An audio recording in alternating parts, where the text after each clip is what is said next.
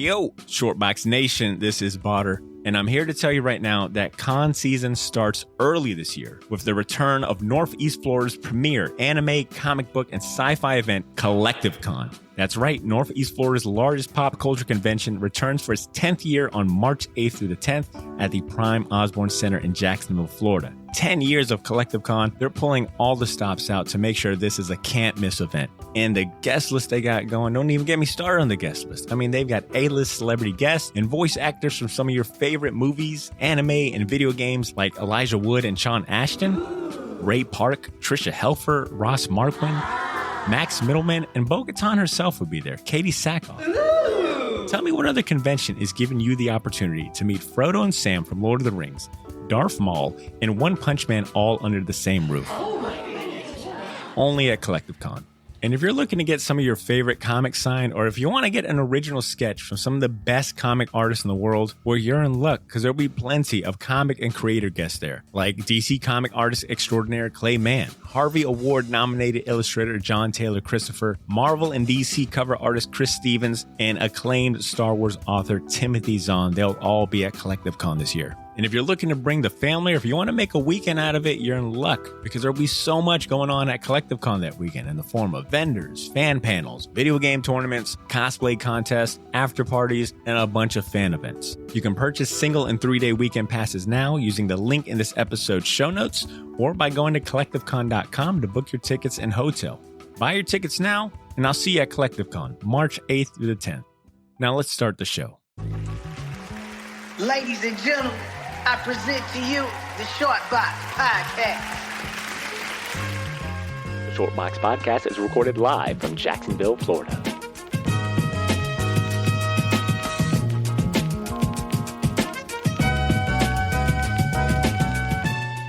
All right, let's kick it off. Yo!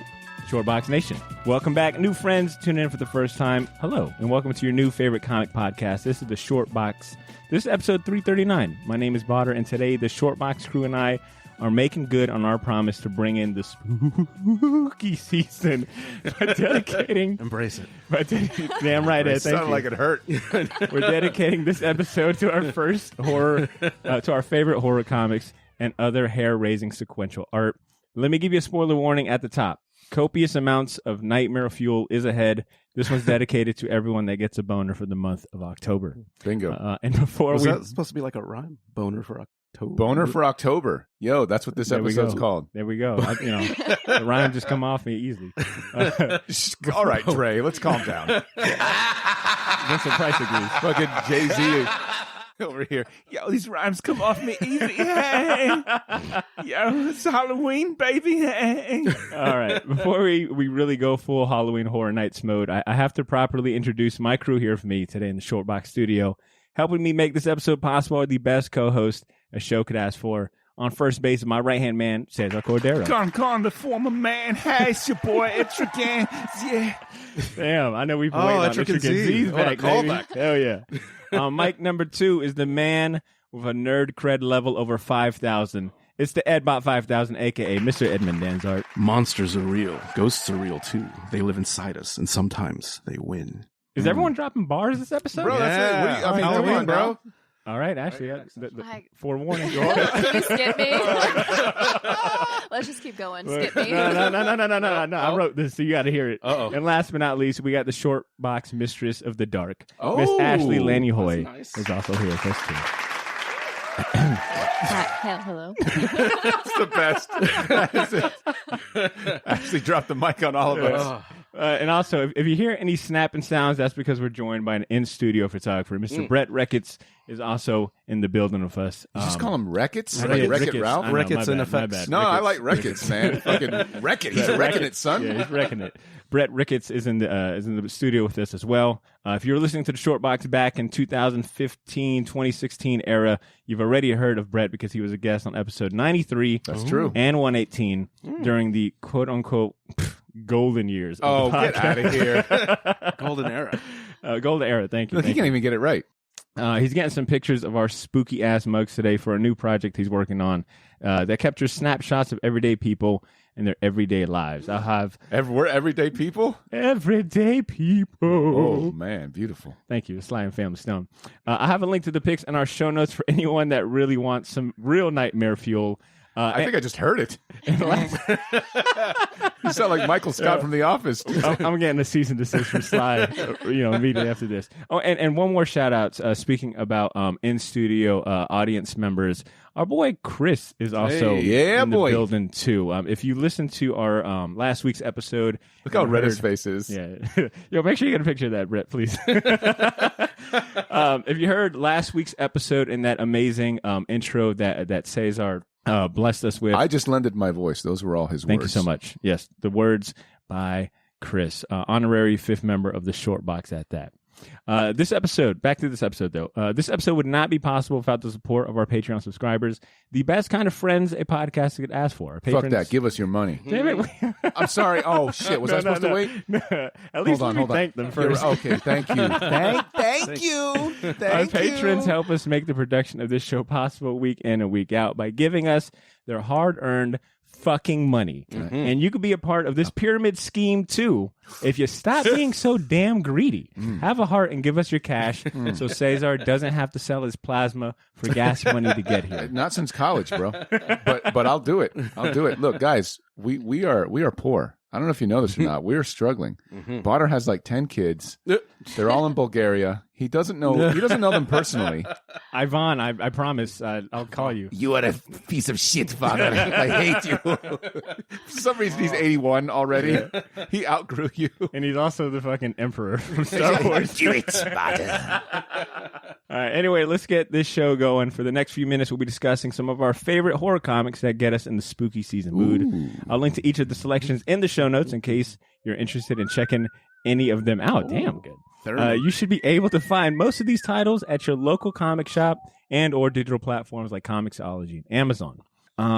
Ashley, how about you go ahead and kick us off? What horror comic are you bringing to the table today? So I'm doing Witches by Scott Snyder and Jacques. Witches with a Y. Witches with a Y. This came out through Image Comics back in 2014, and it was 6 issues, all in like one really nice volume that's easy to find. There's a volume 2 coming out, which is good. Yeah. They announced it. I just don't think they gave like a timeline for it, but there's more coming out. And it spooked me. Like reading it, I was okay. And then it's like as soon as I shut that cover and it was dark and I started kind of thinking about what's outside, what's in the trees. Yeah. Like you'd hear that branch gonna get me. scraping on the window and it would like give you goosebumps. And I can't remember really feeling like I felt it with movies, but I can't remember really feeling that with a comic. Yeah. And Jacques' art is like great. Yeah. He's a great horror artist. Because you can't make out like half the stuff he's drawing, so it's like leaves it up to the imagination. Yeah. So yeah, this book was it was very, very creepy. It was really fun to reread this in October. So that's definitely why I went with this one. And what's the general like premise of it? So it starts out super creepy. I don't think I want to give it away, but the first couple of pages like really grab you, especially when like little kids are like evil. Like that really scares me. And then it just follows this family who had some horrible misfortunes. They moved to a new place to kind of get away from it, but everybody knows what happened. And there's this theme of something like following the family, so they can't really get away from it, which I think is what makes it so scary. Did you have is there anything like in your personal life that might have made you think about it when you're reading? I mean, it kind of revolves around like a teenage girl, so it's like easy to kind of get into her headspace. But I think the thing that scared me the most was it kind of has that theme of like something following you. And I think I don't know if you guys found this movie scary, but It Follows. It's wonderful. Really, really just did a number on me. And this comic has that sort of thing where it's like, wherever you go, whatever you do, you're not going to get away from this. Huh. Damn good answer to a very You just- terrible question I gave. By the way. you Badly really worded. Sorry about that. Just sold me on this comic just by That's saying good. I it recommend it, follows. too. Yeah. Yeah. I haven't read it. I've always walked by the cover. I've always seen it in the store. It's just like witches with a Y. And I'm like Scott Snyder. Like it's everything I enjoy. Horror guy. Misspelled words, Germanic spelling of words. Scott Snyder. Yeah. And Scott Snyder, I feel like anytime Scott Snyder teams up with Jock, Scott Snyder leans in Black super. Mirror, right? Exactly. Yeah. Black Mirror. And a lot of his Batman stuff gets like a lot more on like the He the turns eerie everything and- into horror. He just did a Yeah. 18-year death metal run. True. True. Made everything into horror. It's true. Yeah. Good stuff. Black Ashley. Lanterns. Are we going to get that a lot this episode? No. Okay, got it. All right, Ashley, you set the bar high. Ed, how about you follow up with that? What book are you bringing to the table? I picked Rage More. Let me see how to pronounce this guy's name right. By Jan Stranad. Wow. Yeah, I was calling him Classy. Jan Strand for years. Yeah. Hey, Jan Strand there. Nice to meet you. Exactly. And Richard Corbin, one of my favorite artists. And this was done in 2012. This was the last collaboration together. And they've been on and off collaborating since from 1971 to 2012. So it's a long partnership. And they've done stuff for Creepy, Heavy Metal, Epic Illustrated. Like I said, Jan Stranad, he has a crazy career as a writer. Like I said, he went from doing horror stuff and then in the 90s was writing all the Disney cartoons. The Darkwing Duck, That's Goof awesome. Troop, Aladdin, Tailspin, X-Men, Iron Man, pretty much any 90s cartoon. I think he was on the writing team for that. The guy had range. Yo, this is Botter. Sorry for interrupting this episode, but I'll keep it brief. I wanted to let you know about a massive sale we have going on over at the Shortbox store on all of our merchandise and apparel. That's theshortboxstore.bigcartel.com. You can now save 20% off your entire order using the discount code YOO, Y-O-O. So if you've been waiting for the right time to finally buy that gauntlet snapback, or if you ever wanted to buy any of the shirts you see me wear on the podcast, well, now's your chance to get them for a steal. We still have a few sizes left of everything, but they won't last long, and once they're gone, they are gone. And then I mentioned that all of our apparel is screen printed on high quality material. None of that heat transfer or direct to garment stuff. Our shirts are some of the most comfortable ones you'll ever wear, and the hats look even better in person. So wear your support for the Shortbox Nation proudly, knowing that you're going to look damn good doing it. Get to theshortboxstore.bigcartel.com as soon as you can, and don't forget to use that discount code YOO, Y-O-O, to save 20% off your entire order. All of this information can be found in this episode's show notes if you want to get there faster. Thanks for not pressing fast forward. Now back to the show.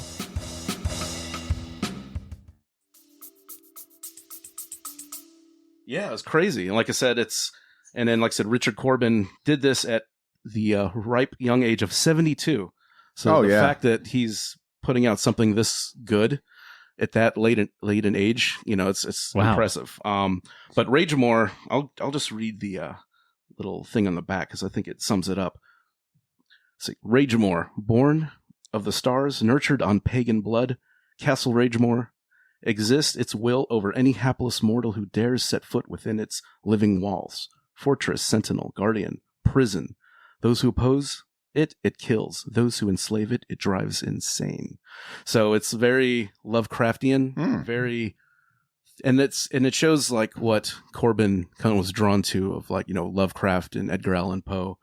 So basically it's kind of like a nice 4-issue thing. So it's a nice, if you're ever interested in that kind of Lovecraftian horror as a genre, this is a nice little introduction, short and sweet, pretty straightforward.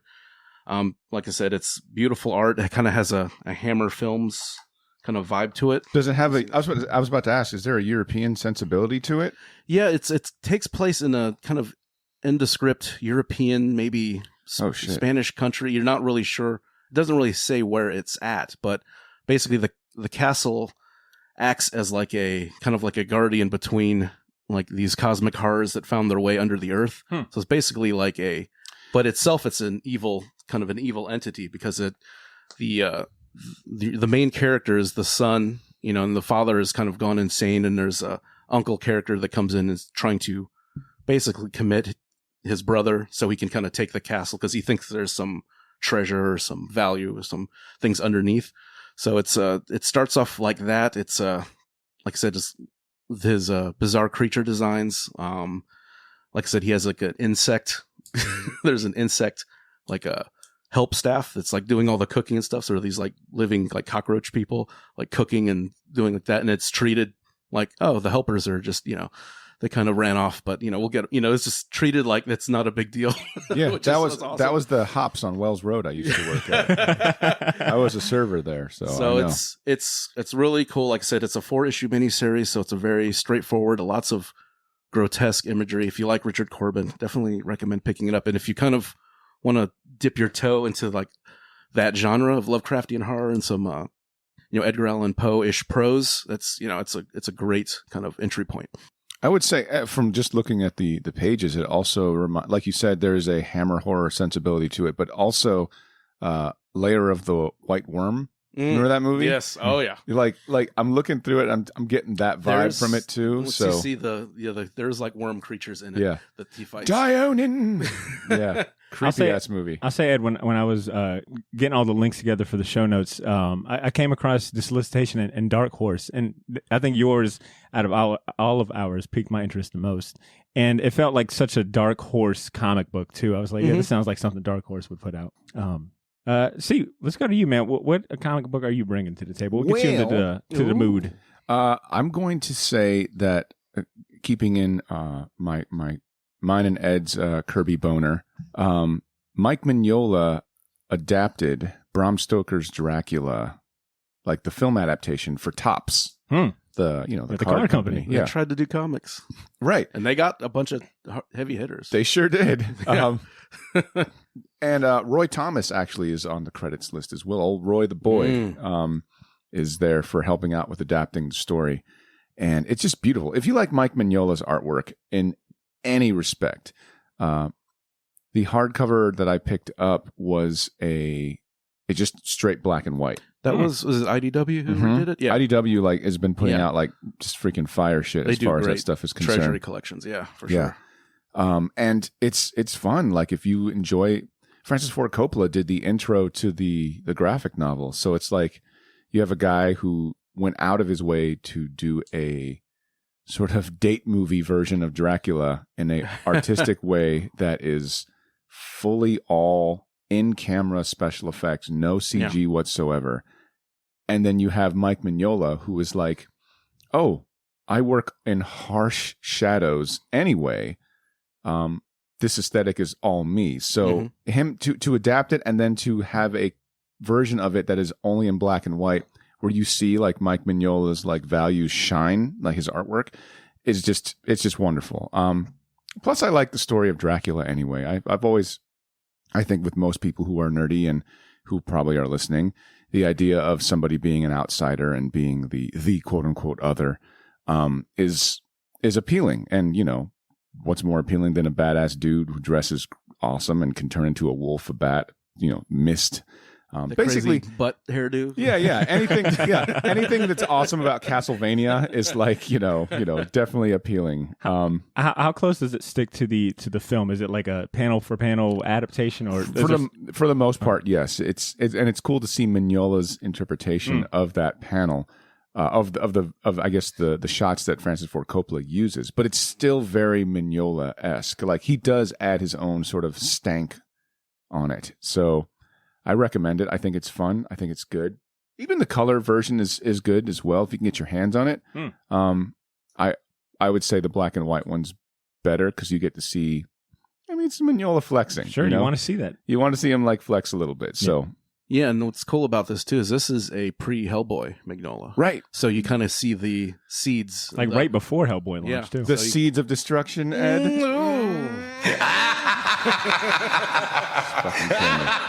Fucking kill me, dude. Vincent Price is laughing at your joke. You should feel fucking honored. So it's kind of like a proto Hellboy comic, right. There's a lot of proto Hellboy comics, so he was like experimenting, true.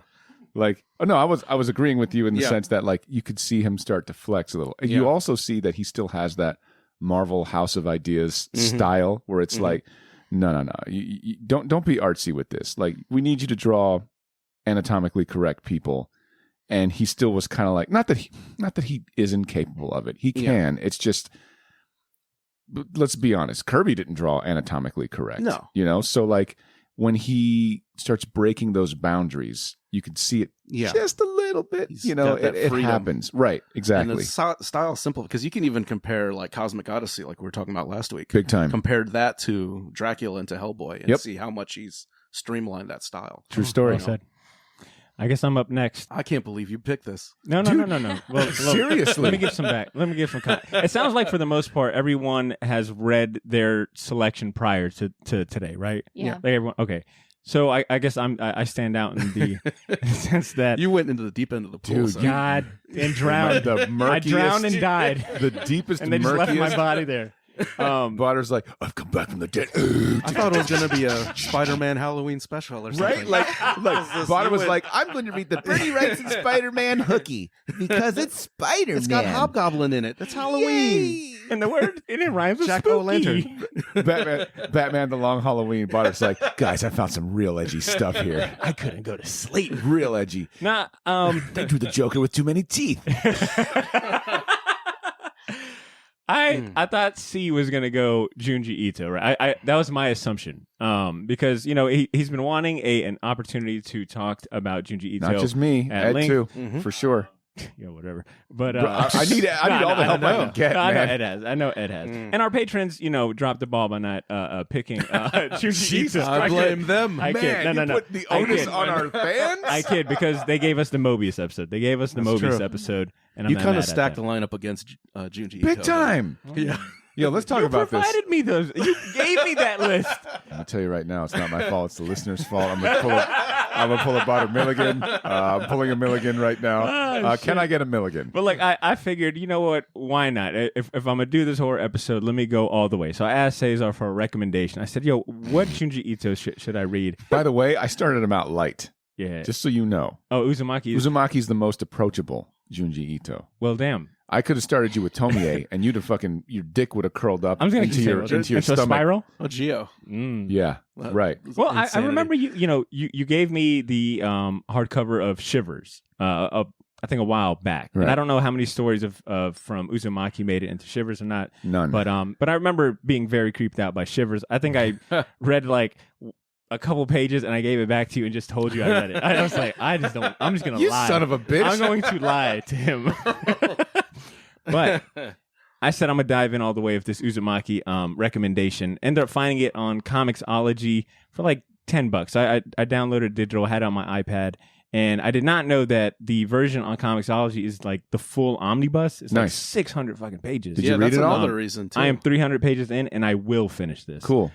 Because I ended up becoming a fan of it. But Uzumaki is a horror manga series that originally appeared in serial form in a weekly young adult manga magazine. That's what I love about it, dude. Called it was called Big Comic Spirits back in 1998 through 99.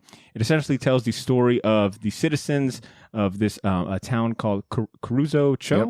Kuruzo-cho. Which translates to Black Vortex Town. It's a fictional city which is plagued by a supernatural curse involving spirals. And the most metalist name of a protagonist is a girl named Kyrie. Yeah.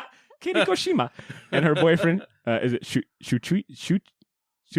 Don't hurt yourself. I know. I'm like, my tongue is like, I think it's Shuchi. I'll just say Shuchi Saito. There you go. But after Shuchi's parents die from a horrific after his father dies from being completely obsessed by spirals in a really fucked up way, his mom follows afterwards, going full blown crazy. And Shuchi ends up gaining the ability to detect when this spiral curse, which has taken a hold of the whole town, is taking place. Of course, no one fucking pays attention to the fucking logical guy. No. of course not. And it's essentially like an anthology kind of story. Every story is a different instance of the spiral curse impacting its citizens in some way, with the central characters involved in some way as well. Dude, I suggest Junji Ito to you, not just because I freaking get off on seeing you scared, because Botter seriously, and for those that know Botter, this is no news, but for those of our listeners who don't know, Botter turns into Shaggy from Scooby-Doo really damn quick. Like, it's like from zero to fucking Shaggy, and it does not take much. Like, you could show You could show like an episode of Goosebumps from the 90s, and Botter will be like, ghosts! Like, let's get out of here, Scoob. You'll eat a 6-foot sandwich and run Dude, away? Yes. Squish it yes. down? Yes. Like, I like mustard on this one, Scoob. When it comes to horror movies or comics, I'm just like Ned Flanders' kids. My virgin ears. It don't take much. But I the other reason, which I think supersedes the first one, is that Junji Ito's artwork is unique and 100%. not typical of most manga artists that are out there, especially since he delves into horror and since you got such a boner for freaking Akira. I figured you would dig Junji Ito in the sense that they more or less look.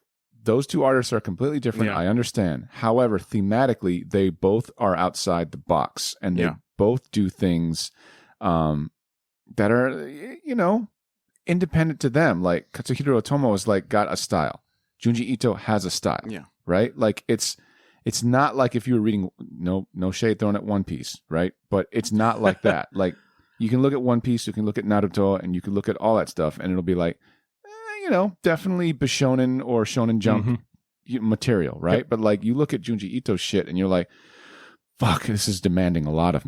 Yeah. Like, well, the thing with his art too, it's like he draws, when it's not a horrifying panel, it's drawn pretty straightforward, clean, normal. Right. Nothing. It's not too overly stylized. So those shock, like with the dad, that's one of my favorite panels. Yeah, you posted it, and I was like, damn, Ed's got some balls to post this on his Instagram so openly. This.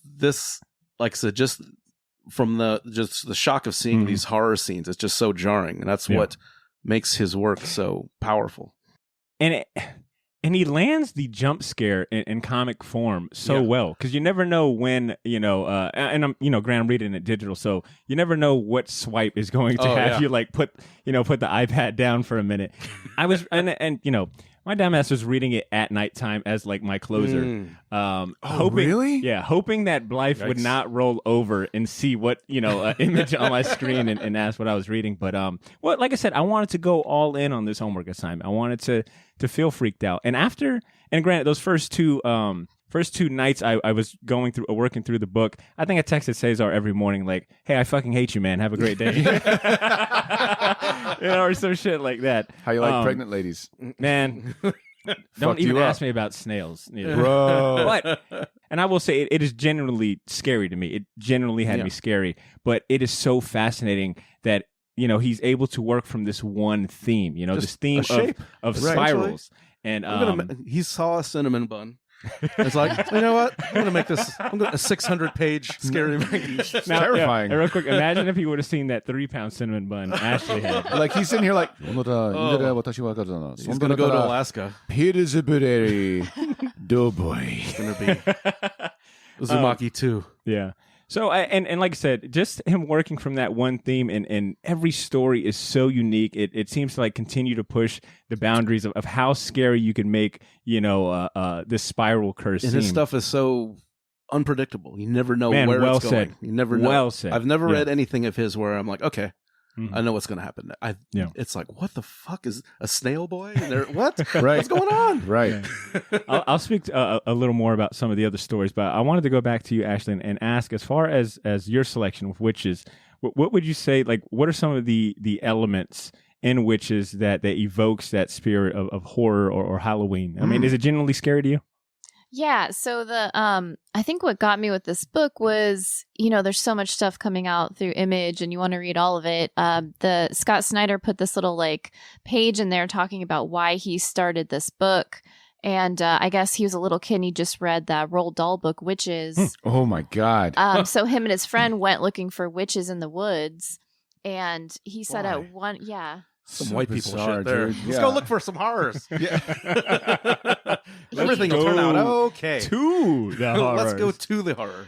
So he was like 9-10 years old. So they went out there with a baseball bat and they were looking for witches. For vengeance. And he said at one point they saw something looking at them Fuck from that like shit. behind a tree that was taller than a person. Bum, bum. And it was just a split-second thing. And he said that it like completely changed him because he all of a sudden had this feeling of like something has always been there. Nope. And I just saw it. Like, it's not like I saw it, I'm so scared. It was like the feeling of like it's been there the Burn the whole forest time. down. Yo. And they never went into the woods again. And just that split second flash. And I think that's why this is so scary too, because you think about something like always being there and you just haven't seen it yet. I think, didn't he write that story in the first issue? I think I remember him like writing it like in a letter format. Yes, yeah. And that's what I was like, I gotta read This shit has haunted him since a kid up to his Yeah. professional career. Yeah. Crazy. What about Ragemore, Ed? What makes it scary? Or do you think it's scary? Like, could a regular run-of-the-mill comic reader or listener pick it up and, get that fright? I don't know if scary is the right word. There is some kind of jarring scenes. They're like, ugh. And just Richard Corbin has that ability to draw kind of like the uncanny valley to me, where his characters are there. He has a realistic style, but he does the kind of exaggerated cartooniness of it. It's just very off-putting, Like I said, it's more the visuals to me, and I think there's some creepiness to it. There's some, it's not like Junji Ito where it's a scary thing, but there is some kind of jarring and it's more strange, I guess, and off-putting than scary, if that makes sense. Like I think when I see Richard Corbin's artwork, and you can let me know if you agree or not, he not only has a tone, but he hijacks you into his tone. Yeah. Like it's like, no, I don't want to fucking go. And he's just like, no, you're going into just a fucking, look at this. Like, you're like, oh, I'm in this world. I can't leave. Yeah. And that's even with like the Neverwhere stuff, or Den, I'm just saying like, it's weird. And he did like Vault of Horror type stuff for Dark Horse as well. I know he did some H.P. Lovecraft stuff. Yeah, he did Edgar Allan Poe too. Yep. Yeah. I saw a couple of the No one cares what you think. It's Ed and I talking now. Ed, as I was saying before I was rudely interrupted. I've seen some of the sample pages on Dark Horse's website, and some of the expressions that Richard Corbin draws on some of the characters' faces is like, it's kind of like looking in a mirror. Like if you've ever looked at yourself afraid, it's like, damn, that is exactly what my face looks like. He does great like facial expressions, so very exaggerated. Does he work like in digital at all? Because his artwork is like, he's got a knack for like pixelation or that level of detail, I guess. What almost looks a little bit like digital. I'm not sure towards the later part of his life how digital he got. You can see like, especially in this, you can see some digital like grayscaling. It could be. Okay, that's what I'm thinking. I know he has been a traditional artist. I know he worked a lot in kind of like watercolors and oils and airbrush, especially like his like creepy and heavy metal, stuff like that. It's more traditional. I'm not 100% sure on. I haven't seen him do like in progress, or haven't really seen anything about how he does what he does. I've just seen the. Do you have his creepy hardcover? You son of a bitch! Do you know what? Did you get it for new? So it was $30. You son of a bitch! You know how much it is now, right? Oh yeah. Well, actually, I think let's gang up on Ed. Yeah. You know what? I got this when I was at the shop, so it was like $20. Oh my god, dude! Yes, it's hard to find at a decent price. It's like hundreds of dollars. It's great. I mean, you know what? Honestly, worth it. But it's just like, I think if it's not all of his creepy stuff, it's most of it. So yeah, it's pretty much all his short stories collected. A lot of the stuff too, I think why it has such a high value to it is they got a lot of the original artwork and rescanned them for this too. Yeah. So it's awesome. Yeah. I have the Alex Toth and Bernie Wrightson, and I went for the Richard Corbin, and it was like, especially too since he just passed away last year. It's like all that stuff is gonna just keep going up. Yep. See, as someone I consider a horror comics expert and fanboy, would you say the Mignola Dracula adaptation does it scratch that itch for you when it comes to like wanting to get into the Halloween and spooky season? Yes, it's not scary at all. Not at all. It's just cool to see those gothic images because Mignola's line work is so angular and edgy and sharp, and that is exactly what gothic horror is all about, right? So like if you go and you do sort of like your homework on what the term goth means, It's not, a dude dressed in Robert 80s. Smith. Right. I was about to say, it's not some dude wearing a Cure shirt with, like lipstick and eye makeup on, or, a guy who listens to too much Joy Division. Ashley circa 2004. Shit. It's essentially a term in reference to something that goes against anti-Roman, classical Roman ideals, right? So when you think of what Romans thought of as artistic, everything was very like look at their architecture. It's very circular. It's very like all the pillars are there. It's very Greek, right? The group of people that lived to the north that the Romans thought were barbaric were a tribe of people known as the Visigoths or the Goths, and a lot of their architecture was angular and sharp and very, very, very, very like super. Their steeples were like you look at them and you get cut, not Roman at all. So they kind of looked at it as like subhuman art. Like they had this sort of like, it's not really art. Around the Victorian age, people started getting boners for Gothic architecture, and people like Mary Shelley and Bram Stoker decided, well, what if we took classic Roman ideals and Roman ideals of art, like romantic stuff, and we mixed it with the Gothic? So you have novels like Frankenstein and Bram Stoker that do that. So I say all that to say Mike Mignola's art style is very sharp and very angular, so it lends itself very well to the Gothic style, which is set up by these books and by the film. So if you like all that stuff, I recommend it. I think it's like I said, it doesn't really unsettle me the way Junji Ito's artwork or Richard Corbin, or I can't wait to read Witches now that Ashley kind of threw it at me and pitched it in such a good way. It's just a fun read if you like, getting in that mood, and a lot of people are into that Gothic style without realizing why, because our country is so based upon Western ideals established by the Roman Empire. Damn. This Dracula book is one of the few things I haven't read by Mignola that I'm adding to my list immediately. I'll let you borrow it. No, I appreciate that. Yeah, I won't get it back. I knew that going in.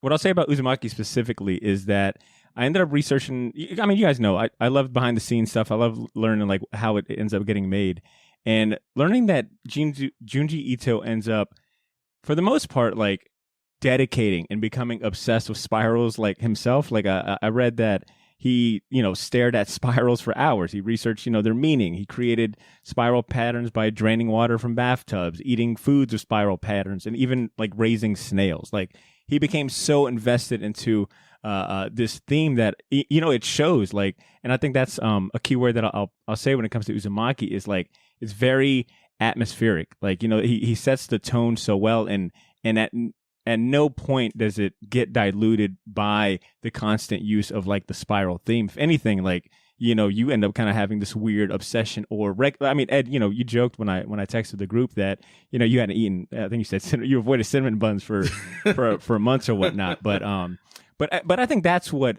I would define as something that for me classifies as scary is when once I leave the medium, I'm thinking about it, and I'm noticing it in real life like moments. So kind of learning that he himself became so invested into making sure that he subverted. And I think that's important too. That he subverted the classic meaning of spirals because he mentioned that for the most part spirals are seen more so as a good thing in Japanese culture, and he wanted to completely subvert the original meaning and turn it up on its head. Also, I had a massive confusion that it was praised so highly to such a young adult audience. Strange, like because I remember it's a different manga. It's called Reiko the Zombie Shop. It's basically like a necromancer type story, but it's done in kind of like a cute style, but it's so gory. Like when there's violence against like kids and animals, which is jarring to me. Yeah. Even now, even as a drawing. And I flip through it and I look in the back and there's fan art from like 8 and 9 year olds. I'm like, who is letting them read? Dude, I mean, there's like intestines, like that's crazy. Some of the most grotesque, and it's kind of like where there's like there's like the style. So when the gore is drawn, it's like so jarring Dude, to me. Devilman is like that too, man. I almost picked Devilman. I'm just kind of like, man, I don't feel like exposing myself to that again. That's such a bummer. And they love bummer endings. Dude, it is a bummer ending, man. There is no feel-good moments in this at all. Yeah, and then Uzumaki that takes that, because I consider it kind of like, like a Lovecraftian cosmic horror. For sure. Made in a simple shape. It has like the shadows of Innsmouth kind of feel. Yeah, or like, color out of space, for sure. Yeah, but it just really transcends that genre big time. It's wild. Yeah. So like I said, I'm about halfway through it, and I do plan on finishing it because, like I said, every story just feels fresh and unique. It's like, well, here's how the lighthouse of all things in the city is impacted by this curse. Here is a story about the main character's hair becoming obsessed and draining her life force and all this stuff. So it's like, constant, like, he's pushing the boundaries and it never feels stale. And I'll mention too, back to the kind of confusion about the audience. I know that the first volume was named one of the top 10 great graphic novels for teens. And then the Young Adult Library Services Association had it on this list for great graphic novels for teens. I couldn't imagine reading this as a teenager. But I will say I understand the praise. It's like, oh yeah, man, yeah, this is like, worth highlighting. as a teenager, I understand the praise. As a kid who's still reading Encyclopedia Brown, Butter Milligan, 16-year-old man. Yeah. But Kid detective. But it does remind me a lot of like, those books I was reading as a kid, like those like Playboy, Penthouse Letters, right? I Hustler, wish. Swank. But it reminds me of like, Jugs. Encyclopedia Brown and the Choose Your Own Adventures. Like I get why it would land on some of those, like, teen lists. Just as far as like just some of the themes, but maybe not all the way through. Yeah. Anyways, I wanted to go ahead and wrap this up by maybe sharing some other recommended reading that would fall under the umbrella of stuff to read to get us in the mood for the spooky season. I wanted to kick it off real quick because you mentioned Otomo. And before, his magnum opus that is Akira, he put out Domu. I know you're going to do Domu. Yeah. Yep. Domu, which I haven't read myself. I'm going to add that to the list now, but that one definitely falls more into the scope of horror comics itself. And I know that one was praised pretty highly as well. I think it involves like an apartment complex that also is kind of having strange occurrences going on. You never read it? I've not. Have you?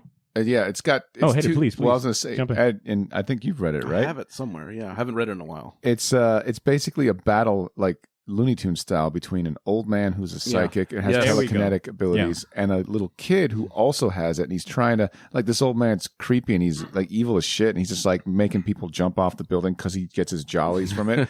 But there's a little boy who can basically counteract it, and he's just like, yo, you fucked up, dude.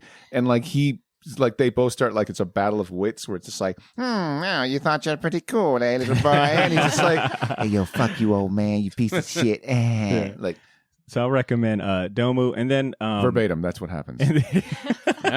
And then Shiver as well, which is the book that originally got me introduced to Junji Ito. That one collects. Yes, the book that bifurcated Botter's dick. It is the Shiver collects 9 of his best stories. I think that he handpicks himself, so he's also got like accompanying notes and commentary for each one. Yeah, Viz has been pumping out these collections. They have, really dude. Nice. Yeah. Hardback, nice. Ed, what about you, man? What are some other recommended reading you'd give to our listeners? Another one I just found, like I said, I mentioned earlier, like, if you want some just fun kind of an 80s homage slasher horror, like Hack Slash is a fun guilty pleasure of mine. But if you want, this is probably one of the more Halloween titles, is the Nocturnals by Dan Brereton. So if you're a fan of The Goon, it's almost like a Pulp Fiction superhero team, but they're all kind of horror based characters. So it's kind of in the middle of, like, pulp and horror and superhero and horror. For more mainstream audiences, he did Batman Thrill Killer. Yes. Oh yeah, that's right. Remember that? Yeah. And like I said, it's been a fun book. He's been doing this on and off for a while. But it's great art. This is it's surprisingly watercolor, which is crazy. He gets this much, this kind of look with watercolors. I haven't seen anyone else do anything really like this. But there's a collection called Unhallowed Eve. They even have like one of those stories where different artists do different pages, and it's printed in black, white, and orange. So that's pretty Halloween. But you have like, Bruce Timm. I think Art Adams does a page. What is that called? Something corpse? When people the Exquisite Corpse. Exquisite Corpse. Yeah. And looks at Stan Sakai does a couple pages of this. So it's Have you heard of that, Botter? An Exquisite Corpse? It's like where one guy or girl, artist, like draws something out and then they pass it on to the next person and then they draw it out and someone else and then by the time you're done you have like this an exquisite corpse. I did one where it's like someone gets like a body part and then they pass it along and they put it all together like a Frankenstein's. You ever done one, Ashley? I've done that before, but I didn't know that's what it was called. It makes it cooler. Yeah. You're like, yeah, I'm fucking metal, guys. Ashley's like, I thought it was called I'm fixing everyone's mistakes. Editing. Ashley, let's go to you. You got any other recommended reading or viewing? So Outcast by Robert Kirkman. Hell I think. yes. The show, the first couple episodes were good, but show was not good. But agree. the comic, I think it just wrapped up earlier this year. But just the whole like demon possession thing, like it was actually really scary. They do it well. Yeah. They do their homework. Do you think, are you religious in any sort of way, Ashley? I was raised Catholic. Okay. Yeah. So the idea of a minister who doesn't necessarily, he's not a traditional minister, who has his doubts, but still is a man of faith. Mm-hmm. And a person who is completely the opposite end, having to team up and basically rework their ideas of how the universe works around what's going on around them is like one of the coolest conflicts to me. It reminded me of like a 1970s religious movie thriller, like The Exorcist or The Omen or something like that. Mm-hmm. Am I wrong in getting that? No, because they have these two totally separate set of ideals, but they're witnessing the same thing. Big time. And it's how they're dealing with it. But yeah, that's another one where I would shut the cover and then just be like looking around a little bit. It was very creepy. I was going to say, it's strange because like Robert Kirkman kind of does these very, and I'm not disparaging the man's work, but they're safe, right? Like Invincible's safe because we know Spider-Man works. We know Superman works. So to say that Invincible was like, oh, it's a risk. It's not, because those comics are fucking popular and everybody loves them. Of course it's going to work. Same with Walking Dead, like zombie movies were just about to take off and they were being brought back into the mainstream again. And Romero was making Land of the Dead at the time. It's like, yeah, okay, fairly safe, right? Outcast is not a safe book to make. Like it is definitely like a risk to do a weird demon possession book just on a whim, right? I think he's from Kentucky too, right? So that's got a little bit of a notch in the Bible Belt. So he's got experience, dealing with the Southern Fried Religion, And he's also the vice president of Image. He can do what he wants. So, damn right. He's like James Wan. He's like James Wan. He's got the money. Not that Walking Dead money. That's it. Well, good one, Ashley. See about man. You close us out. What recommendations you got for our people? I mean, there's a lot. It depends on what kind of mood you want to evoke, right? Like if you want a sort of like legit, it's a Wonderful Life comic book experience for Halloween or the month of October. You could always do Batman The Long Halloween. From an aesthetic perspective, it looks cool. There's pumpkins, jack-o'-lanterns, and there's creepy monsters. Like Batman's Rogue Gallery, they make up a good sort of like silhouette of scary. And Calendar Man. Right. Yeah, right. You better put respect on that name. Oh my God. Oh, Calendar Man. But you could always go. Him and the Clock King are severely underrated villains. With anything that Steve Niles and Bernie Wrightson did together while Bernie was alive. Niles, yeah. You could do City of Others, which they just released a 10th anniversary hardcover edition of. You could read Doc Macabre. You could read Dead She Said. Ghoul. You could read The Ghoul. Yeah. You could read Creepshow, the old school Stephen King. Those are all fun. And and Steve Niles. Go ahead. Because 30 Days a Night. Perfect. Fun, quick, easy to read. Cinematic, very cinematic. Great concept. The concept that I'm shocked that no one's ever visited before.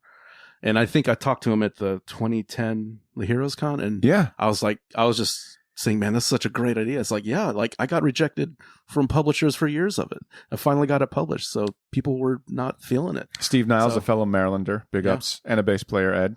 Oh yeah, okay. I Did didn't you know that? No, I didn't know Yeah, that. he's a bass player. Damn, he's like if you and Ed did a fusion dance. And It's true. There's a way more way more successful, talented version of me. Thanks. Both of us. That's it. There's a lot to choose from. I mean, look, horror is nothing strange to comics, right? Like it's its own genre within comics. It's a little subversive. Ooh, it's known for being, kind of like the hush hush, you shouldn't read it. But there's always been characters that have like a horror tinge to them. Sure. Like Ghost Rider, Spawn. Comics, I'm going to Spirits say of this. Vengeance. Without horror in America, that's one That's big what Marvel equation. was doing You before wouldn't, superheroes. you wouldn't have superheroes, Yeah. right? Like Batman's based off Dracula, Hulk is based off Frankenstein. Goodness gracious, you could literally do Dr. Jekyll and Mr. Hyde again, more with the Hulk, like the Invisible Man, the Creature from the Black Lagoon. I think one of DC's longest running characters properties is Dr. Occult. And they had made that like years before they became DC as part of like one of the first like horror comics kind of like character made. Yeah, like 1930s. You could correlate all the Universal movie monsters to a superhero true. that came out, in the 60s, or even in the 30s and 40s. Like it's all there. And there's something, I think, it's just like in general, there's a wide spectrum of it. So, Right. I think there's something that will appease any taste. Sure. Body horror, you got your Junji Ito for sure. Right? Yeah. If you want sort of like that gothic old school horror mixed with that weird uncanny valley like you were talking about, Richard Corbin's your guy. He's got you covered, Edgar Allan Poe, classic stuff. Yeah, if you want kind of like a fun action that kind of delves into folk tales and folklore, Hellboy is great. Big time. Great. Hellboy. Pick any Hellboy story Yeah. you got, Scott Snyder, anything that man does. American Vampire, apparently Witches that I have not read. Fucking, even his Batman stuff gets a little weird and creepy. His New 52 became a horror title. Right. Right.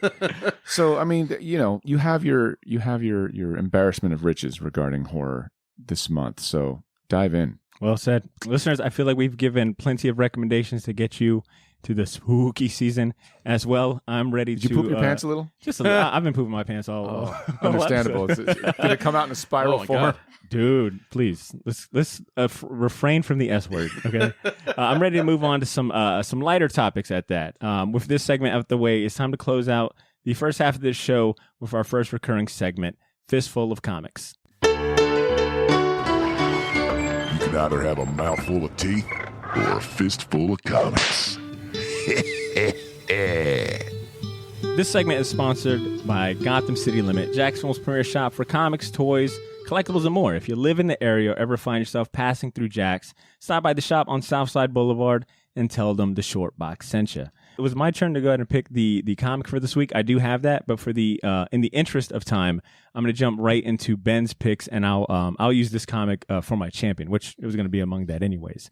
So we're going to go ahead and share Gotham City Limit's Gotham's Most Wanted list. This is the police. You are under arrest. So here's a list of 3 brand new comic series, either starting or coming out next month, that you should be on the lookout for. Let's go and cue up the music, and I'll get this list started. Starting with White Ash Season 2, number 1. White ass. White Ash. I said Ash. Oh. It's like, interesting. Okay. This is start calling you that. White ash. No, even HR thinks that's crossing the line out of everything. Cinnamon buns, white ash. I don't know what's going on. White Ash Season 2, number 1 is coming out through Scout Comics. It's written by Charlie Stickney and Connor Hughes. And it's essentially it takes place 2 months after the dramatic conclusion of the first season. And for those unfamiliar with the premise, like myself, it's centered around a small town in western Pennsylvania where mining is a generational calling. But like most comic towns, there are secrets buried deeper than the coal in the mountain. And the biggest of those secrets is that elves and dwarves live among the town's population. Oh, shit. There is a pretty awesome variant cover by Jay Lee available. The first issue should hit shops November 17th. And I believe this one is middle school, young adult appropriate. I think that is what it's being advertised as, at least. Yeah, so is Uzumaki. Yeah. For the record. Just letting you know. You got a point. Touche. Teen's Choice Award. Yeah. Teen Choice Award. Craziest shapes in a book. Spiral, bro. Uzumaki. Jim Carrey in The Mask. Next up on this list is The Death of Doctor Strange, Spider-Man number 1. Obviously a tie-in into the larger Death of Doctor Strange series currently going on. This tie-in kicks off also on November 17th. It's written by Jed McKay and art by Marcelo Ferreira. The series will star Ben Reilly as Spider-Man with Black Cat riding shotgun. What? To complete a specific request left for the web slinger in Doctor Strange's last Seriously? will and testament. Yes. Ben Reilly, huh? He's back in a big Really? way. Is Yeah. his hair blonde still? Yes. Yes, it Shit. is. Yeah. Oh, man. Like Sign me up. Yeah, it's like when I went to the shop last week or two, it was like, yo, every Spider-Man title was like, Ben Reilly's back. Scarlet Spider. Oh Is my he the God. Scarlet Spider? Yeah. Oh. Yeah, he got the suit is badass. They brought back like the dope suit. And then last but not least is Hawkeye Kate Bishop, #1 of 5. It's also coming out November 17th, which should be no surprise considering the timing of this comic is 1 week prior to the character Kate Bishop making her MCU live action debut the following week. So it sounds like this miniseries will make for a great companion and jumping on point for new fans of the character. And that is Gotham's Most Wanted list. Once again, that list is provided to us by our friends over at Gotham City Limit, so you know they wouldn't steer you wrong. Ben has a knack for this thing, so if any of those comics pique your interest, get on them early. Ask your local comic shop to put them on your pull before the final order cutoff date of October 17th. With that said, that marks the end of the first half, Shortbox Nation. We're going to go on a quick music break. We'll be back with my favorite parts of the show. We got listener emails as well as champion season. And for today's music break, a new challenger has stepped into the ring to provide this week's soundtrack. Let's give it up to Green Goblin Beats. He's a friend of the show. Spider-Man. Suck my dick. Oh, my God. Peter. The Green Goblin. What? Wait, I don't remember. that was in the movie. That was in the movie. The extended version. That was in the movie. I saw it. Sam Raimi put it in there. Oh, my God. Green Goblin Beats, like I said, is a friend of the show. He's blessed us with a whole folder of music to use as we like. So here's one that immediately got my attention. I hope you like it too. We'll catch you right after the music break. Enjoy.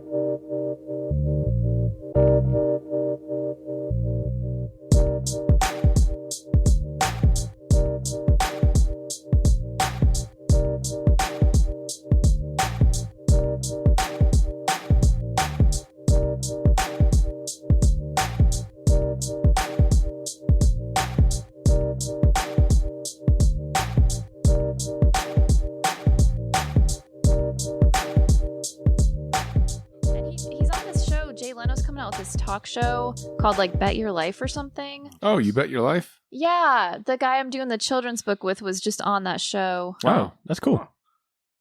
Yeah, he said it was really fun. He said Jay Leno saw him and his dog surfing. I was like, hey, let's get that guy on the show. Do we want to put bets on how soon before Jay Leno ends up in Ashley's contact list on her phone? She's like, Say it's already there, guys. Oh, damn it. So, yeah, we drove in his Model T. Yeah, we got a couple guys here coming in here that actually, wait, the perfect artist, you know. He's got like a full staff of mechanics to work on those old assets. He has cars the way I had Hot Wheels when I was a boy. Yeah. He's got more cars than I had. Strange. And he's crashing them just like that you would play with them too. Like, vroom, vroom. Explosion. It's amazing. All right. Listeners, welcome back. Once again, the music you just heard was by Green Goblin Beats. So, if you like Suck my butt, Spider-Man. as you can tell, I had a conversation with C on Music Break about his language, so we toned it down just a little bit. Sorry, guys. If you like what you heard, consider checking out the rest of his catalog. I got a link to his Bandcamp in our show notes, but it won't be the last time you hear from him. Hey, are you like bleeping stuff out randomly to make it sound like we're saying curse words? Because you need to go back to doing that. That would be pretty funny. Like, but it would go, it would literally take me all week to do that, considering... How dare you? How dare you? Bonner doesn't care about the patrons. Hashtag he's a drunk dad. It's really hard. Oh, buddy. No, please. You better watch out. Spare me, please. Spare me. We've got some emails to read. Like I said, this is my favorite part of the show, is the opportunity to hear... To cheat on us. From you. It's the favorite part of the show. So go on other podcasts and throw shade. My favorite part is to go on other podcasts. You're my favorite girl. You have to know that. My favorite part is to go on other shows and have the love of podcasts be revitalized. You got to come home, Clarence. Okay? Oh, my God. I'm making the payments, all right? Why are you hounding me? All right. Anyways, we've got some emails to read.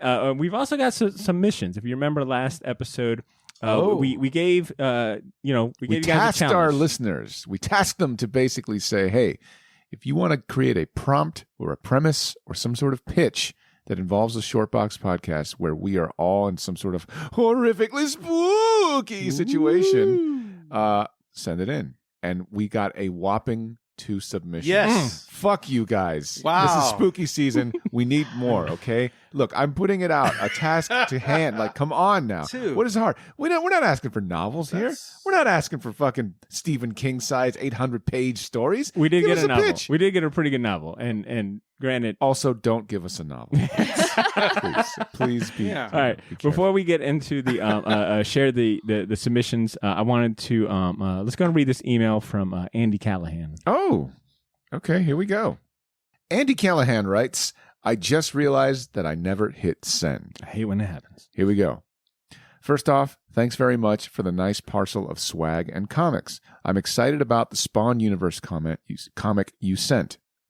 And I want you to know that Spawn in the 90s is what got me into collecting comics and toys. I am championing a couple of things.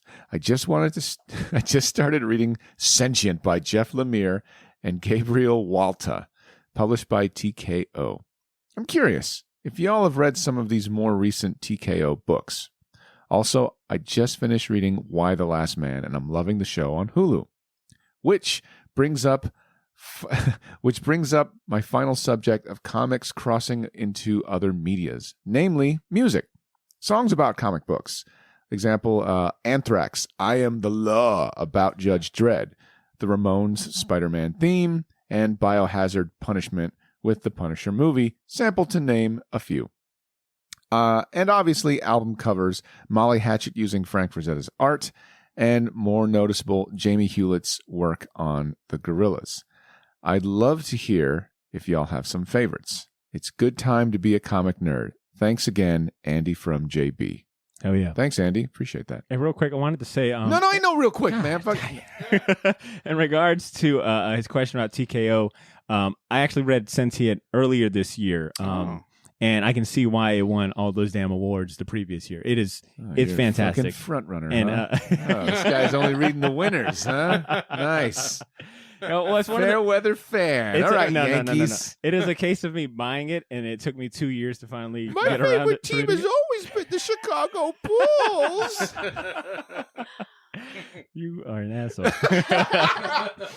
All right, but so I'll say that about Sentient. Good choice in reading that, and it would fit the spooky season theme we got going on. But on to his question as far as comic books crossing over into music. Does anyone have any examples they want to share? Oh, I remember, like I said, I thought it was cool that that Todd McFarlane did the Korn artwork for There you Follow go. the Leader. There you and go. he did one of the videos for that album, I think. Freak on a Leash. Yeah. So that was kind of neat. And then another one from that kind of era is the Weezer mentioning Kitty Pryde, Nightcrawler in the Garage. That's good. That's just kind of... That's a good one. Yeah, those are ones that the Anthrax one is cool because I just watched that. They have the 40th year they've been together. They had the series of really good stuff. But Scott Ian is in the drummer. I forgot his name, but they're both comic book guys. Yes. They got Alex Ross to do a lot of their album covers. And he said that when he would go in the 80s, he would go on a European tours. He would come back with all these 2000 AD comics, and they actually got to write a Judge Dredd story. That's cool. So yeah, they're legit. Like they are not just dropping the names; they're like actual comic book guys.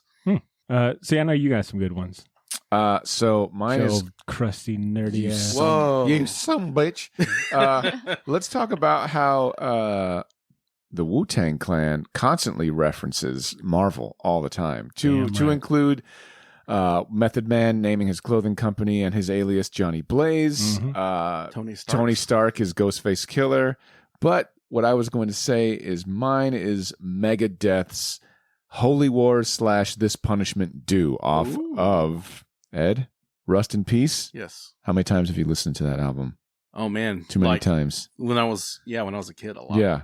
That fucking Vic Rattlehead looking at the alien body inside. And it was weird. That's when his voice got really. He didn't like deepen his voice on the nope, tracks. not at all. Now entered the old guy hour.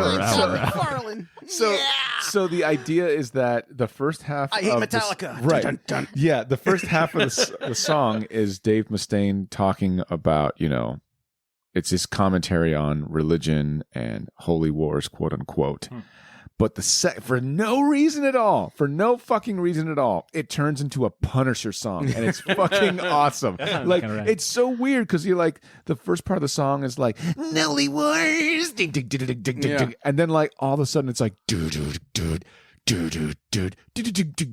killed my wife and my baby without to enslave me. And you're like, what the fuck is happening right now? And he's like, first mistake. And he's like, last mistake. And you're sitting here like, okay, so they killed his wife and kid. And you're like, what is this song about? And he's like, wage my war on organized crime. And I was like, holy shit, this is a song about the Punisher. Stop. Dude, God, and then you're like, Dave Mustaine was a fucking. Oh man. Well, of course, all these edgelords like comics because they're fucking nerds, you know. Yeah. So Megadeth wrote a song about the Punisher. Freaking And it's Iced one of Earth did a Spawn album. dude, the whole album is about concept Spawn. album. Yeah. I almost picked that up for the wrong reason. So I was like, ooh, with Spawn soundtrack. You're like, did Greg Capullo play guitar? And Wouldn't be surprised if he did. And this is I kind think of, he I does. guess, tangentially comics, but Queen and the Flash soundtrack. Big time. Oh. Yeah, for sure. Yeah, that's a good Yeah, point. that totally counts. What about you, Ashley? What you got to bring to the table? Oh, mine's not nearly as intense, but Sorry. I really like Childish Gambino. Oh, there you go. Yeah. Once again, Ashley is the coolest member of the Right? Like, Yeah. out of nowhere, it's like, mine's not nearly as intense, but way more credible than anything you guys said. Way so more contemporary. Whatever. What specifically, Childish Gambino? I just remember being at Heroes Con, I don't know, like 10 years ago or something, and being in somebody's hotel room and just like having a couple drinks and Jay listening Leno? to music. And Nope. it was the line, it was something like really simple, like, everything I'm saying, I'm Super Saiyan like Goku. And I was like, what did that guy just say? And then I started listening to it, and he mentions like Green Lantern and like Juggernaut and he's a stuff. nerd. And then Awesome. he's just, I like it a lot. I still listen to it. Good stuff. In the same kind of rap vein, I'll go ahead and mention. Oh, shit. I'll go ahead and you know what, real quick, because you brought up Yo, hashtag, MF Doom. I'm going to say first. No. because you brought up hashtag old guy in a Wu-Tang shirt. I'll go ahead and highlight a Ghostface Killer song that is, for the most part, like 2 minutes of him dropping like, you know, Tony Stark rhymes, but it's called Slept on Tony. Nice. And it first appeared in that Iron Man film. I think it was the first one. It's the first one where they're in the plane. Yes. And the background, like, Yep, the video's yep. playing. And I think in the extended version, Ghostface Killer is at the party that Tony Stark is I love at. his voice, dude. Dude, It's so funny. for sure. something in the club. Wait, clack, clack. So yeah, Slept on Tony is just, like I said, he really leans into the Iron Man bars and references.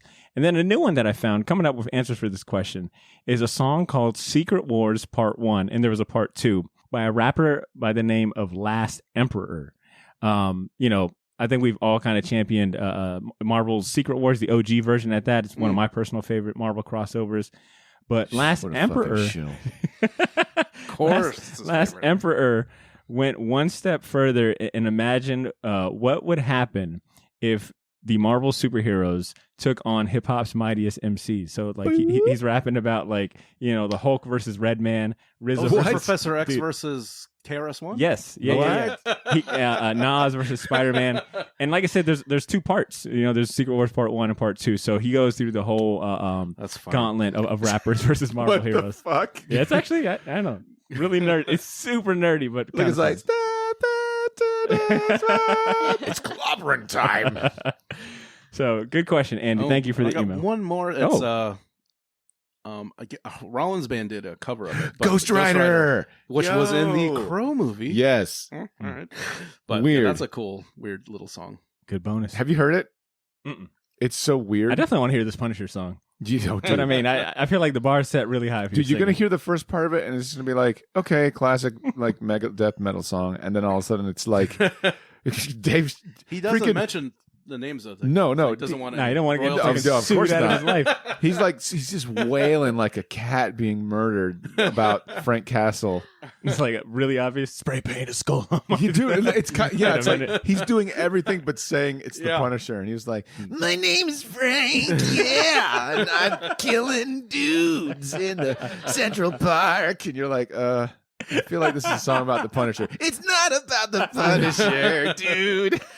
Oh shit! And if there was a series about this song, John Berthal would play it. It would totally be called War Journal.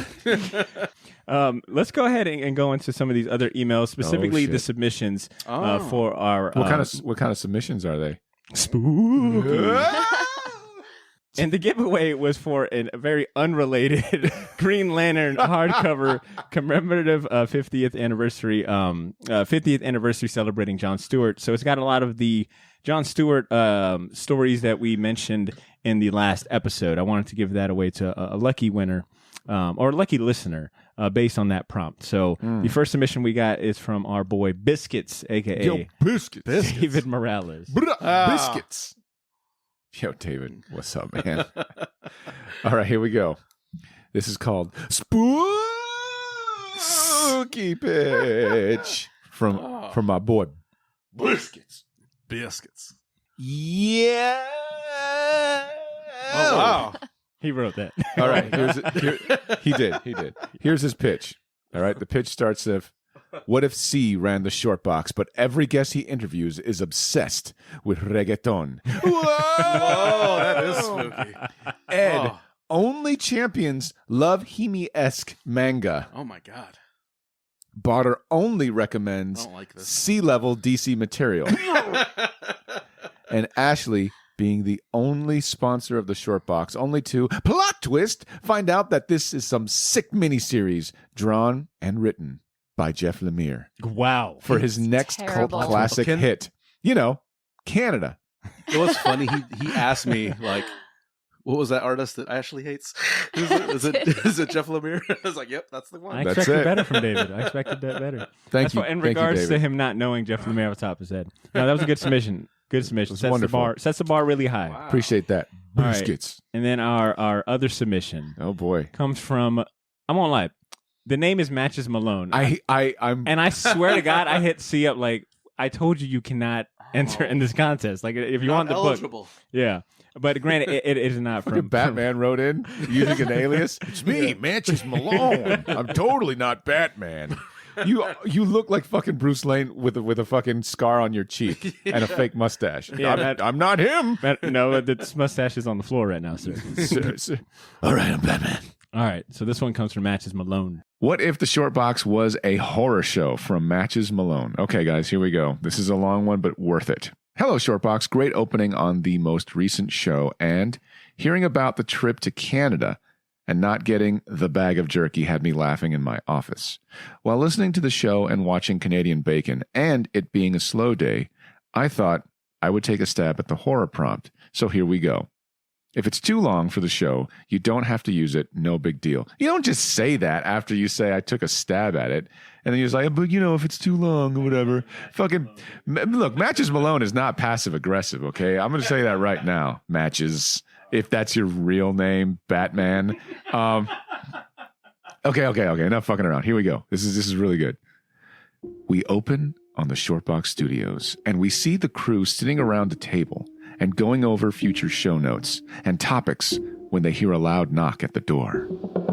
Botter goes to open the door to see who it is, and no one is there except for a strange package with red maple leaves all over it, and it's addressed to Ashley. Botter, thinking it's strange, picks up the package regardless and hands it to Ashley and tells her to open it to see what it is. As she opens the package, there seems to be a smell of bacon coming off of it and what looks to be like polar bear fur stuck on the f***ing tape that is holding the package together. Once the package is open, they all gather around to see the two items on the table. One is a letter, but the writing is sticky, and they could swear it was written with syrup. And with a big black bag with red letters saying Santa's Workshop, Rudolph Jerky. As Ashley reads the letter, it tells of her journey from one seeded dry meat store to the other, looking for jerky to bring back to the show, and that anonymous writer heard the story and sent this. Botter takes the bag of jerky and opens it, and a smell of dried meat and sweaty hockey jerseys fills the air. Thinking of nothing, they each have a piece and go back to work, recording the show. After about 30 minutes, they start to feel feverish and not quite themselves and start to change. Cesar starts to talk in a French accent, saying, "Can I borrow Lonnie, eh?" While Ed is furiously drawing sheet after sheet in the air as they fall, and you see images of maple syrup and dishes of poutine, all while he hums Canada's national anthem. Ashley is now looking at her phone and doing search after search for a Tim Horton near them, and keeps saying that she needs a double-double. Finally, we see Botter weaving in and out of the crew, pretending that he has skates on and a hockey stick, and yelling, "Give me the biscuit there, eh? I have the shot." And that is my story of how a simple mystery bag of reindeer jerky brought on the Canadian Armageddon.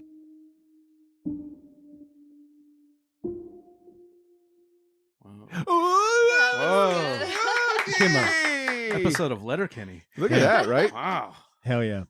Matches? Matches put the work in. Yeah, I think we chilled me to the bone. No, it's frightening. Poutine. Are we That part all? I liked. I know. I was going to say. I was like, ooh. Are we all in agreement that Matches Malone takes it this week? Yeah, of course. Matches Malone. I think so. Matches. I'll reach out to you to get your address. You won this Green Lantern Stewart hardcover book. 100% has to do with Halloween and this story. Good point. 100%. So here's what I'd like to do. I'd like Jack-o'-lantern? I'd like to keep the Jacko Green Lantern. Jacko Green Lantern. I'd like to keep the. That's what we do here, baby. We fucking tie that shit in. I'd like to keep the prompt open for the rest of the month in regards to email, and I'll switch up the giveaway. All right. You'll get a free piece of candy corn. Whoa! One singular piece. Now I've got a copy of I've got a copy of Gotham City Limits store exclusive variant for the Walking Dead Deluxe issue number 24. I think some of you might know that Walking Dead is being re-released, remastered, color. I guess, in color. And Ben, doing what Ben does best. He's search for more money. Yes. That's in a very small font. Right. But Ben doing what he does best. He's got another store exclusive variant. I will give that to the next winner of our next, whoever sends in emails according to that prompt. And I'll make it easy, too. You don't just have to email. If you want to send us your submission via DM, via on social media, that works, too. Slide into our fucking DMs, bro. Slide into that shit. But I prefer if you send a short and sweet email to our inbox at theshortboxjacks@gmail.com. And one more thing, speaking about our last episode, I want to shout out James Blundell. He's a listener who hit me up on Twitter. He shared some very high praise for our entry into the Unite the Seven event. Oh wow! Hey, give us money, James. Yeah, James. You want to be a patron? Yeah. You want more some that good shit? You like the good? Hey, James, thanks a lot. Had high praise about our Green Lantern episode, as well as reminding me about another pivotal moment in John Stewart's comic history that came in Green Lantern number 26 from the Jeff Johns era. It's an issue where John Stewart attempts to reconstruct the destroyed planet of Xanshi. He's feeling real remorseful. I guess he tends to visit the asteroid field of where it's left and thinks about it a lot. He ends up trying to, like I said, reconstruct the planet and the solar system. And it's a feat so extensive that his own ring states that his willpower exceeds the ring's capabilities. So he'll never be able to do it using the ring. Yeah. I thought it was, I think it's an issue worth tracking down for those pages alone. Hey, James, we need your money, man. Yeah, man. All right. Hey, James, my wife is sick. I need your help, buddy. Yeah. That's right. He's running out of plasma. Come on. I need your help, buddy. Give us your money. That wraps us up for the emails. Once again, thanks to everyone that submitted something. Shout outs to Andy. Shout outs to Brother Biscuits. And shout outs to Batman, too, for this week's submission. Yeah. Matches Malone. Yeah. Keep those emails coming. Let's keep the prompt alive. Like I said, we got another giveaway. And with that being said, it's time to wrap up this episode. I'm kind of mad T-Mix didn't write in. Yeah, man. Talking shit to me in Spanish. I got used to it. Yo, come on, T-Mix. I miss you, bro. With that being said, let's wrap up this episode of our last recurring segment, the long-time staple that is our champion season.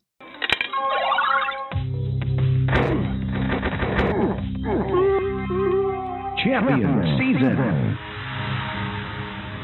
It's the part of the show where we highlight other worthwhile entertainment and recommendations that we feel deserves your attention. This could be much more than comics, but include movie picks, TV series, books, or video games, and anything else we're hyped on this week. This segment is brought to you by Black Hive Tattoo, Jacksonville's premier appointment-only custom tattoo studio. If you're searching for a group of talented artists who will work for you to bring your comic culture ideas to life, look no further. Go to blackhivetatattoo.com and sign up for their newsletter to find out when they're taking new project requests. Nice. See, how about you kick us off for Champion Season, man? What do you got? Okay. So I'm gonna champion Shang-Chi because I just watched it and it's fucking amazing. That I got nothing else to say except Awkwafina is charming, and the action scenes and fight scenes kicked my ass hard. They made up for Iron Fist so I couldn't well. believe that. Like, why were you sitting on these action scenes? Like, you couldn't teach anybody else this shit. Like, everybody in the Marvel Universe needs to go with this choreographer, whoever this person is. It's amazing. Excuse me. My other champion is I bought the fucking $80 Eternals hardback with the Alex Ross cover on it, just because it's nice. It's the one Kirby thing that I don't have. You just said you were poor earlier. My bad. Ed, we get that money, man. We'll all be rich. You know what I'm saying? Give us your money. There's something in it for you too. There, see? Yeah. It's such a short box pyramid scheme. They're going to be making documentaries about this one day. Keep it quiet, Bada. It's too much chatter in the peanut gallery. See? But yeah, so it's of course it's beautiful. Alex Ross doing the cover, and it's Kirby's complete run on the Eternals. Ooh. Plus, you get a little bit of Mark Texiera, a little bit of Walt Simonson. If you're a Marvel head, go ahead and treat yourself. So sounds like you treated yourself. I sure as fuck did. I deserve it. All right, thank you. C. What about you, Ed? What are you going to champion? I'm going to continue with my Lovecraftian theme. There is a podcast / radio show called the Call of Cthulhu Mystery Program. What? Yeah, they do. Basically, it's a role-playing game that's out. That's a Lovecraft-based role-playing game. They came out with this series a couple years ago called the Terrible Secret of Lot X. So it's basically like you've heard those podcasts where they're playing role-playing game live, but they basically take those elements but make it into a fully produced radio drama, which is really cool. So every player is their character, but there's still roles and still scenarios and things like that. Okay. It's very well done. Like, it's something that I kind of revisit a few times a year because I think it's such a good, it's such a good story and such a great, great idea, I think. So they even, like, you were doing that transatlantic voice. They do that at the beginning of each episode. It's like, this is the Call of Cthulhu. Yeah. And they do like fake commercials, for Do they have like a cast like when they like starring Montague Summers? Well, they do. There's a preview episode that they introduce the cast. Okay. They say, I play so-and-so. Okay. And they give them the background. But that's cool. Once they get into the story, it's pretty much, they have like a game master and he tells them, and then they, check their stats and stuff like that. But it's fully produced, sound effects, music. There's like a score behind it. It's really well done. They've done a few series, but the Lot X is, I think, the best one. That came out in 2018, but it's still available. They still have it up to listen to. So it's a fun listen. I'll give it a shot. Me and Sarah did an image for them. There's really? like a haunted... Of course you Jesus did. Christ. Like a spooky haunted house. Oh, one up Ashley here. And then like the gate, and there's like a cat and stuff. Yeah. I had never figured out what it was for, but she did the inks and I did the colors for it. Sure about Sarah Delane? Yeah. Friend of the show. Yeah. Shout out. I actually did artwork for that show. Yeah, I didn't even listen to it.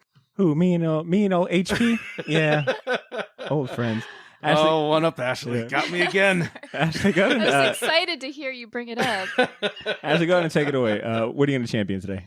All right, so I'm going to champion a piece of news. We don't really get to do the news stories anymore, but Saga's coming back. Yes. Oh, shit, that's January right. 2022. I literally had a note to mention that. Yes. Shut up, Bob. You're not cool enough. I had like 6 friends hit me up yesterday with the same link. Yeah, me too. People are hyped. So it's I think we both enough posted it at the same time. Yeah, we did. Yeah, important enough to mention. And they showed the first cover, so no Marco on the cover. I'm a little concerned, but we'll see. And then the other thing is I finally gave in and started watching Squid Game. and it's so good. Is it? It's really good. My wife freaking blazed through the whole thing. Damn. Yeah. They didn't wait for you? No, dude. I was kind of like, Wow. dude. I was on assignment with Chris, and I was like, "Hey, babe, what's going on? What you doing?" She's like, "I just watched all of the Squid Game," and I said, "Hey, man, I kind of wanted to watch that. What the fuck?" And she's just like, "I don't give a shit." I watched Squid Game. It's funny because it seems to be like the appeal of it. Because I've friends who aren't into this stuff at all, and they're like championing, Squid Game. I was like, they're not into any of this kind of fiction. Actually, normally. what is Squid Game? What is it? If you look at the trailer, it's all these people that are all in debt. So they're kind of forced to play this game where if you lose, you die. So, and that sounds very like been done a bunch, but there's a bunch of backstory before you get there. And there's something about, I don't know, like the main character is just such like this, like you kind of feel bad for him. He's really likable. Why is it called Squid Game? It kind of gets into these like Korean games. Like they have to, I think there's 6 games that they have to play, and they're all traditional Korean games. So, like the first one's red light, green light. With that weird doll. With a creepy doll. And then there's like something in the honeycomb or whatever. And I'm like Googling it, and it's like an actual game that they play in Korea. It's really cool. Like, even though hey, bro, you gotta fuck a squid, or else you're poor for life. It sounds like they opened just randomly a book of Junji Ito stuff. Like, that's a game. That's a game. Yeah, but it's really, and there's like 9 or 10 episodes, and they're all like an hour long each. So there's a lot of it. And I've made it through the first 3, and it's like all I'm thinking about. Like, I want to go home and like put it on right now. Oh wow, damn, it's good. It's worth it. Yeah, I've been hearing all kinds of stuff, like press and stuff for it, and people of all different backgrounds. That's like, and it's like very aggressive recommendations too. It's like everyone I talk to, it's like my sister won't even like answer a phone call unless I answered the You're first like, hey, text. sis, what's up? She's like, have you watched Squid Game or Ted Lasso? You're not a cool person unless you have. Ashley, have you ever Ashley, do you ever watch shows without your husband? Like, do you ever binge and finish shows without him? Yeah, well, there's certain shows that I know he's not gonna like. Most of the shows you like. Yeah. If there's like too much of certain stuff in it, I'm like, he's not gonna like this. So like, is he alive? What? Did you kill him? It's like, he's not gonna like it, will you, babe? And it's just like a corpse, and you're like, remember, like folks, Norman Bates. Remember, folks, it's Spook. He's in here on the short box. Isn't that right, Josh? He's fine. He's okay. Does he like Squid Game? Yeah, he likes Squid Game, Wow. but there's certain stuff like Why the Last Man and like American Gods and stuff. There's some pretty just hardcore scenes in American Gods, and he's like texting. I'm like, okay, I'll just watch this by myself. That's fair. All right, thank you, Ashley. Hey, yes, sir. I forgot. Okay. If we all have HBO Max, yes? No, Ed, on YouTube, I got you covered. Okay. If you go to YouTube, people who don't have HBO Max, please take advantage of the Batman audio episodes they have. Oh. It is the closest thing you will get to 60s hilarious Batman with contemporary comedians doing voices on the show. Like Jason Sudeikis that sounds awesome. Is Hamilton Hill, the mayor of Gotham City, and it's all like public service announcements / small little radio dramas. And since it's funny because he'll play the mayor and he's like, yeah, because it's Jason Sudeikis, right? Like he's got that sort of like delivery. He'll be like, yeah, I guess police department is teaming up with this guy who dresses up like a bat. So we're doing that now, and we're gonna get a floodlight and just shine it in the fucking middle of the night.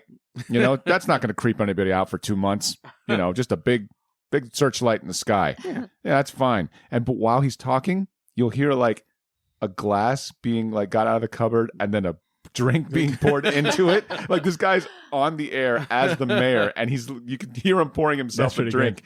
And like it's got people like Jason Sudeikis, Fred Armisen, Bobby Moynihan, pretty much anybody that was funny on SNL. Chris Parnell is like a guy on there. Melissa Villaseñor is like the voice of Robin, and she's perfect. Jeffrey Wright is Batman. What? Oh, he's got such a good voice for that. He's perfect. Cool. It's all like the first 2 episodes are on YouTube, and it's funny. Seth Meyers plays Jack Ryder, so it's like you get if you're a fan of like Batman, you'll get some of the references, but even if you're not, you can enjoy the silliness is this like of an it. Improv thing, or is it based? No, on... it's scripted out. Like, dude, when you listen to it, it reminds me of the Adventure Fun Time. Was it Adventure Fun Hour? The Thrilling Adventure Hour? Thrilling Adventure Hour. Yes. Oh, okay. That's what it reminds me of, only with Batman. Oh, so they'll have little vignettes, and Chris Parnell is kind of like the bridging voice. So as soon as you hear Chris Parnell's voice, you know it when you hear it. Like, it's perfect. And then, you know, like, oh man, I can't explain it. It's so original and cool that when you listen to it, you'll be like, fuck, this is what I was missing. Like, it's perfect. It's just all audio? Yeah. Wow. That is interesting. So if you're like, you know, cleaning up your room or whatever, and you just fucking whatever, washing your car, I don't care. Put it on, and in the background, you'll hear like, it's like you'll catch yourself laughing like, oh shit, is he pouring himself a drink? Like the humor is on that level. So check that out. Yeah. As far as my champion, like I said, this one is also my Fistful of Comics entry this week as well. Devil Chicken, which is published. Chicken Devil is published by Aftershock Comics, written by Brian Buccellato. He's written on Detective Comics, Flash, and a whole lot more. How can you get Buccellato right and you can't get fucking Chicken Devil? I don't know, man. I typed it wrong. Yo, this comic's called Phaeton Poultry. Who's the artist on that? I didn't write that down. Oh, Hayden Sherman? Hayden Sherman. Thank you so much. And art by Hayden Sherman. Like I said, Brian has written for Detective Comics, Flash, and a whole lot more.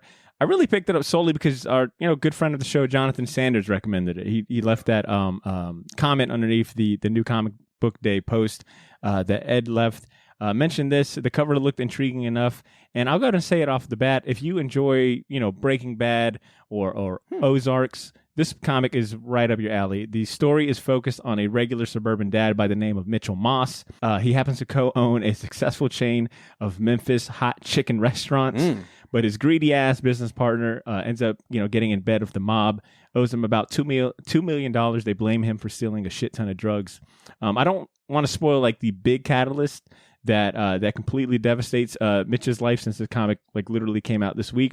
But something happens to him where he has to don a chicken costume in an attempt to get his business partner out of trouble, which results in a really funny but fucked up coincidence that I'm sure they're going to continue to make for good laughs and build on as the series progresses. I'm unfamiliar with the artist, but kind of gives me early kind of Frank Miller vibes. I was going to say it's very Daniel Warren Johnson. That one too. That's a good one too. Yeah, I picked it up too. I just haven't had a chance to read it yet. Oh, word. So, yeah. Okay, yeah. So shout out to Jonathan Sanders for that recommendation. Aftershock is, like I said, I mean, we've spoken about it ad nauseum, I feel, at this point, but a lot of these indie publishers out today are they're doing absolutely some good stuff. killing it. It's finally happening, Potter. Look, it's been happening. Oh, dude, it's more so than the culmination that your champion isn't a fucking Web of Spider-Man number whatever. You are literally championing a book called Chicken Devil.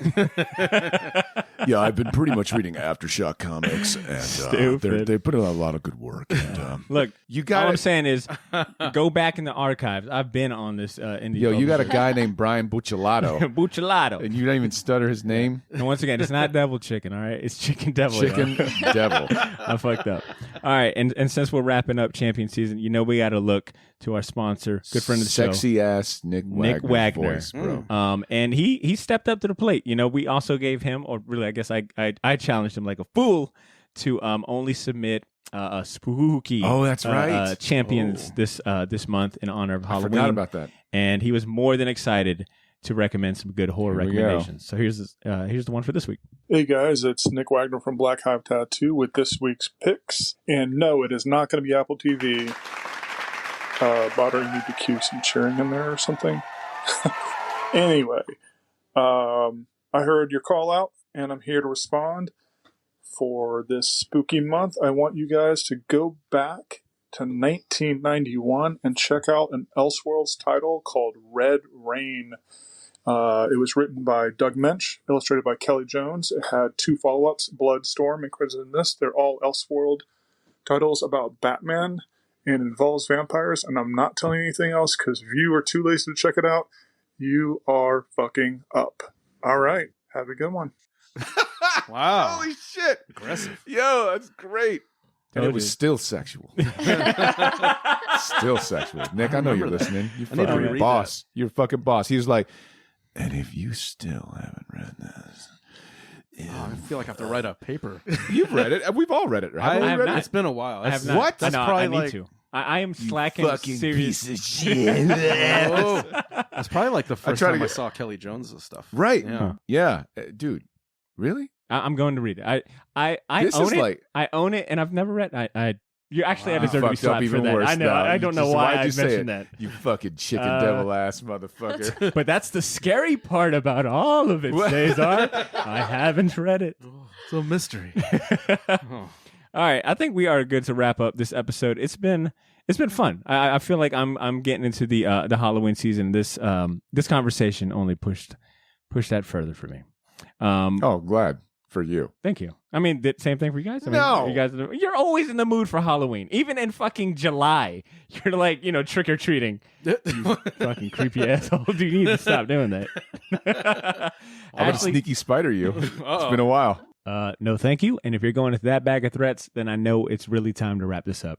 Shortbox Nation, thanks for hanging out with us this week. Let's keep the spooky conversation going, and feel free to reach out and tell us what else we should add to our horror comic reading list, or give us recommendations to keep the Halloween spirit alive. You can creep into our DMs on social media, or send us a short email to our inbox at theshortboxjacks@gmail.com. And we'd love to see more people partake in our email contest by writing us a short pitch or story based around the prompt, what if the Shortbox was a horror movie? We'll reward the best submission for a copy of the Gotham City Limit Shop exclusive variant cover of the new issue of Walking Dead, issue number 24. And a heads up, we're taking next week off to work on some bonus content for our Patreon page. We'll be recording another episode of our spin-off podcast, Pilot's License. It's the bonus series where we highlight our favorite comic book cartoons and animated shows. This month's episode will be all about Batman Beyond. If that piques your interest and you just can't wait for us to come back the following week, consider becoming an official patron of the show and join us on patreon.com/theshortbox. And since we're off next week, might I recommend this podcast if you're still in the mood for more Halloween content. Check out last week's episode of the Simpsons is Greater Than podcast. I joined Warren, aka the Bard of Darkness, for a long discussion about the best and most underrated episodes in the Simpsons Treehouse of Horror series. And lastly, don't forget to check out the last installment of the Unite the Seven event by listening to the Wednesday Pull List podcast this week. They're closing out the event with a dedicated Batman episode that should be available on all podcast apps by the time you hear this. In the meantime, check us out on Instagram and Twitter, and most importantly, take care of yourselves. Have a great day, and please continue to make mine and yours short box. We'll talk to you soon. Peace.